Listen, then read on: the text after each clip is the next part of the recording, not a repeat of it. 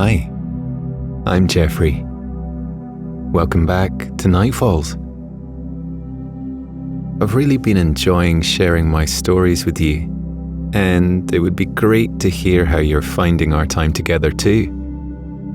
So, before we begin tonight's episode, I'd like to invite you to share some of your thoughts with me. There's a link in the description to a quick survey, and I'd be so thankful if you took a second to let me know how you're finding Nightfalls. I'm looking forward to getting to know you listeners, and also finding out what kind of stories you would like to hear next. Thank you. For now, come settle in for tonight's calming meditation and soothing bedtime story. As always, don't worry if you fall asleep before the end. You can drift off whenever you're ready. I'm recording this having had a magical weekend with two of my best friends, Toby and Joe. I hadn't seen them for years, and I'd been looking forward to it for so long. We always end up doing much the same thing, drinking a few beers and having homemade curry. We also spend a lot of time catching up and telling each other stories. I often think how special it is to share these stories and moments with you. So, just before we begin, let me say a huge thanks for listening in. Come, warm your hands beside the fire tonight, and we'll join Peter Jefferson as he talks of his travels on the lavish and luxurious Orient Express. As Peter watches the bustle and busyness of the city fade into the distance and speeds away from London into the silence and stillness of heavy snowfall, why don't we too take a moment to put the rush of the day in our rear view mirror? Come to a comfortable position and take a moment to simply be with your breath, to be with your body. As you lie there relaxing, notice the natural lengthening of your in-breath and lean into it, creating space and time for yourself to relax as the day burns itself out and rolls into night. Allow your body to slow down and your mind to clear. Draw a deep breath in and gather up any stress or strain lingering within you. As you sigh out in relief, release it all, feeling yourself drift a little further along the path of relaxation as you do. Inhaling deeply once more, draw peace, calmness, and kindness into your body. Exhaling, release any negativity that doesn't serve you on your journey into relaxation tonight. Taking a final deep breath in, give yourself over to the weight of exhaustion and welcome the need for sleep into your body. As you exhale, release the hold you have on the day and allow yourself to drift gently into relaxation as you grant yourself the respite you deserve. Now, if you're feeling ready, let's join Peter as the Orient Express pulls out of the station and his journey begins.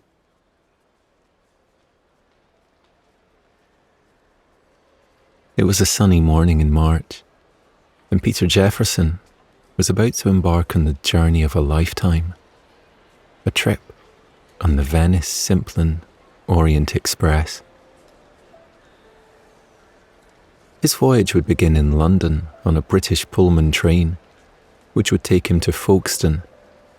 From there, he'd be transported through the Channel Tunnel and into France, where the legendary Orient Express awaited him and his fellow passengers. Peter arrived at London Victoria Station and made his way to platform 2. A line of people were waiting outside the arched entrance. He noticed how smartly dressed everyone was. He was glad he'd dressed up for the occasion too. Normally, he was a jeans and t-shirt kind of guy, but this journey warranted a smarter look, which was why he was wearing a tailored jacket and black trousers, a freshly pressed shirt and a tie. He'd found the tie at the back of his wardrobe and couldn't remember when he'd last worn it. There was a happy air of expectation amongst the travellers, which reminded him of the field trips he'd taken at school. Those happy, carefree days of leaving school behind for the day and going off on an adventure. Smiles and nods of acknowledgement were aimed Peter's way as he joined the queue. He raised his hand in greeting. He glanced over his shoulder through the partly opened roof and looked at the clear blue sky. "It's going to snow," said a voice behind him. He turned around and looked at the person who had spoken. It was an older woman with hair the colour of burnished silver. She was dressed in a long cashmere coat and was holding hands with a man about her age. "It's going to snow," the woman repeated, joy lifting her voice. "I can sense it. And I'm never wrong, am I, Christopher?" "Never, my love," Christopher replied. He placed a soft kiss on her cheek to confirm his words. His eyes crinkled up as he said to Peter, "My wife is never wrong about anything." Peter looked at the clear sky and said, "But there isn't a cloud in the sky, and the weatherman didn't mention any snow." His words brought forth a chuckle from the woman. She said the weather forecasters often got it wrong, but she never did, not when it came to snow. A knowing look came into her blue eyes. "I can feel it in my heart, and I can feel it in the air. There's a promise of snow, a promise that won't be broken. Not just a few flakes either, but that wonderful thick snow which covers everything in a white blanket, making a whole new world for us. It's on its way, most definitely." She was so convincing that Peter expected a snowflake to flutter down at any second, but the sky remained cloud-free. The woman introduced herself and her husband, Mia and Christopher Taylor. Peter gave his name in return. Mia asked if it was his first journey on the Orient Express. He said it was, and they soon fell into easy conversation about train travel and the adventures they'd been on. Before he knew it, Peter was at the front of the queue. He excused himself from Mia and Christopher before giving his details to the uniformed man behind the desk. He was given his seat number for the Pullman train and told which car he'd be travelling in. He passed through reception and waited on the platform with the other travellers. Presently, the distinctive sound of an approaching train filled the air. A Bellman British Pullman painted cream and dark brown came along the tracks, slowing down as it approached the platform. The train consisted of a series of restored carriages, each one hailed from a different time in history, some as far back as the 1920s. The carriages had names. Peter read some of them as the train slowly rolled by. Perseus, Xena, Minerva, Ibis, and Phoenix. His allocated seat was in Phoenix, which, conveniently, stopped right in front of him. Peter stood to one side to let other people climb on the train first, including Mia and Christopher Taylor, who gave him smiles of thanks before boarding. Peter climbed the steps to the train and into the carriage. The polished wooden interior gave it a cozy feeling, and he felt himself instantly relaxing. A wooden plaque on the wall gave a brief history of the carriage. It had been built in 1927 and was originally named Rainbow. After an unfortunate event, the carriage needed to be rebuilt, and its renovation was completed in 1952, at which time it was renamed Phoenix. According to the plaque, this carriage had been a favourite of Queen Elizabeth, the Queen Mother. Peter lifted his head a little higher, feeling honoured to be riding in such a famous carriage. He walked along the aisle and looked at the linen-covered tables either side of him. The upholstered armchairs behind the tables looked comfy and inviting. Each table had a small, peach-coloured lamp on it. Next to the lamp was a delicate crystal vase which contained 2 perfect peach roses. Curtains at the window were pulled back and secured with gold braids. The tables were set with china plates, matching cups, and silver cutlery. Peter located his seat and settled himself into it. He rested his hands on the padded armrests and looked around at his travelling companions. He saw how they were just as impressed with their surroundings as he was. Murmurs of appreciation came from all directions. His journey on the Pullman included brunch. He picked up the menu and looked at the list of delectable food available. Fresh fruit salad topped with creamy yogurt, smoked salmon with scrambled eggs, a toasted crumpet and field mushrooms, a muffin sprinkled with seeds, tea and coffee, and a sparkling Bellini, a refreshing cocktail of Prosecco and peach puree. Slight movement made him realize the train was moving. He looked out of the window and watched the scenery outside change. Platform 2 was soon left behind.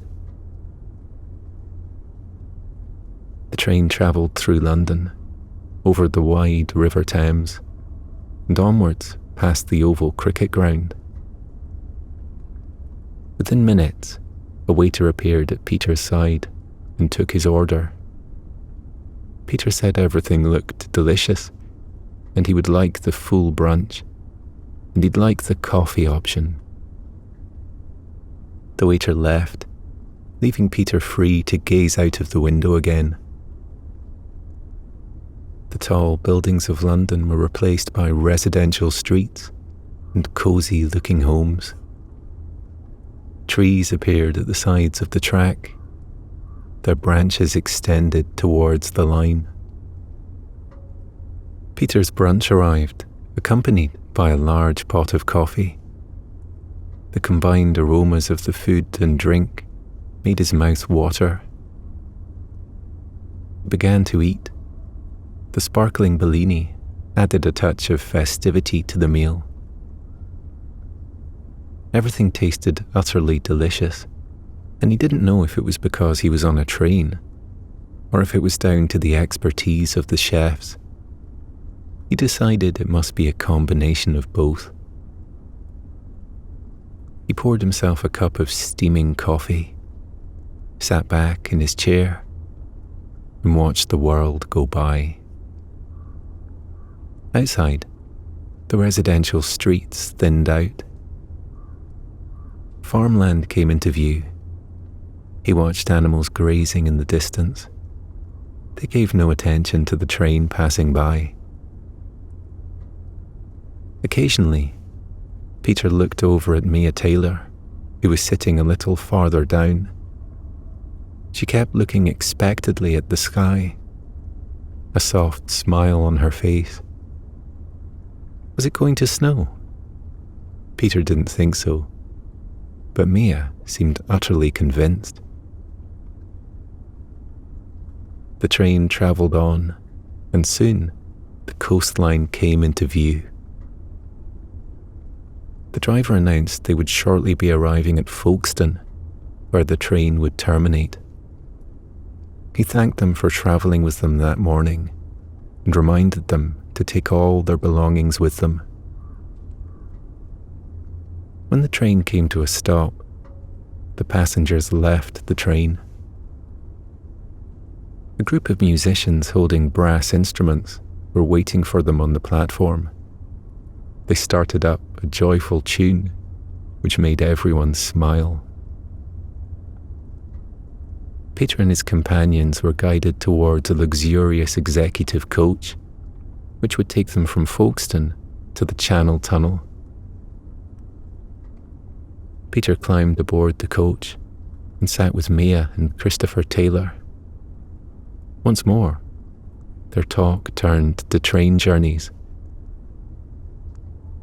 The couple talked about their trip on the Northern Explorer in New Zealand and their time on the Copper Canyon Railway in Mexico. Not to forget their railway holiday in America, where they travelled from New Orleans to Los Angeles, and the unforgettable experience of riding on the bullet train in Japan as it took them from Tokyo to Osaka. Peter didn't miss Mia's constant looks out of the window. She noticed him observing her and said, "It's nearly time. The snow will be with us soon." Peter nodded politely. The sky was still clear. It wasn't long before the coach arrived at the Channel Tunnel terminal. After a short wait, the coach drove onto a waiting train. The train set off and took them underground. Not long after, it emerged from the tunnel and came to a stop. The coach left the train and continued on its journey. It arrived at Calais-Ville station, where the Venice Simplon Orient Express was waiting for them. The coach stopped, and everyone stood up, ready to disembark. Mia put her hand on Peter's arm and asked if he would assist her off the coach. "With pleasure," he replied. As soon as they alighted, Mia took him a few steps away from the coach, turned her face to the sky, and said, "Look, here they are, the first snowflakes." Peter looked up.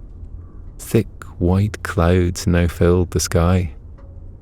He hadn't even noticed them. Mia held her hand out. A single snowflake fluttered down and landed in her palm. It stayed there for a moment before melting into a drop of water. More snowflakes began to fall, gently floating this way and that on their downward journey. Peter broke into a smile. "You were right. I always am when it comes to snow. It must be my superpower." Her eyes twinkled in mirth. "Snow is my favourite kind of weather. It's magical. It changes the world, slows everything right down, and I love the silence it brings, which makes you forget about everything except the beauty of the snow." They watched the snow softly fall around them. It began to settle on the ground. Peter would have loved to stay there a lot longer if Mia's husband hadn't prompted them to board the train.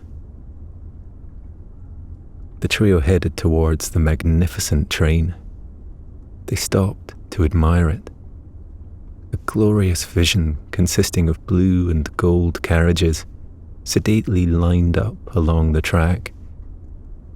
The windows sparkled, and the gold-painted letters shone. The silently falling snow added an element of enchantment to the beautiful vehicle.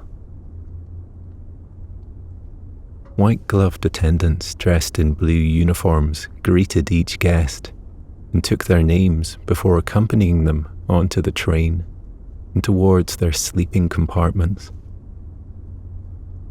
Peter was shown to his compartment by a smiling young man called Gabriel. When they reached Peter's room, Gabriel opened the door, stood to one side, and gestured for Peter to enter. The sleeping compartment was an astonishing sight to behold. A plush sofa lined the left side of the room. In front of it was a padded footstool, which was the perfect height for a person to rest their feet on whilst reading a book. There was a perfectly proportioned table next to the window, which held a small lamp and a couple of crystal glasses. Gabriel walked over to a set of polished, curved doors on the right-hand side of the carriage and opened them to reveal a porcelain wash basin inside. Complimentary travel-sized toiletries were lined up on shelves. Fluffy, white towels draped neatly over silver rails. Gabriel explained how everything worked and how to summon him if Peter needed assistance. He exited the compartment with a smile, leaving Peter to explore some more. Peter clasped his hands together as he surveyed the room. He felt like he'd stepped into a treasure chest of delights. A flurry of snow against the window caught his attention. He looked outside. The snow was coming down more thickly, covering the platform with a layer of sparkling snow. Station lamps came on and sent beams of light across the ground, making the snow sparkle and glimmer as though made from 1,000 tiny diamonds. Peter took photographs of the beautiful compartment, as he was sure he'd forget the tiny details if he didn't.